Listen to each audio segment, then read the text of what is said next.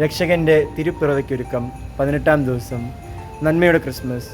Elizabeth പറഞ്ഞു, നീ സ്ത്രീകളിൽ അനുഗ്രഹീതയാണ്, നിന്റെ ഉദരഫലവും അനുഗ്രഹീതം. വിശുദ്ധ ലൂക്കായുടെ സുവിശേഷം 1-ാം അധ്യായം 42-ാം വാക്യം.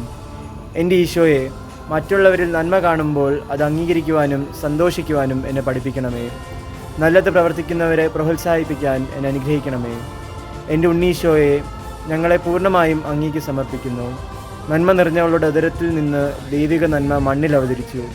മനസ്സിൽ നന്മയുണ്ടെങ്കിൽ ഒരു പുൽനാമ്പിൽ പോലും അതിൻ്റെ മഹത്വം ദർശിക്കാൻ സാധിക്കും. അന്യരിൽ നന്മ കാണുകയും അതിനെ പ്രശംസിക്കുകയും ചെയ്യുക. നന്മയുള്ള മനസ്സിൻ്റെ ഉടമയായി നമുക്ക് മാറാം. ഇന്നേ ദിവസം മാനസികമായി ബുദ്ധിമുട്ടുന്നവർക്ക് വേണ്ടി നമുക്ക് പ്രത്യേകം പ്രാർത്ഥിക്കാം.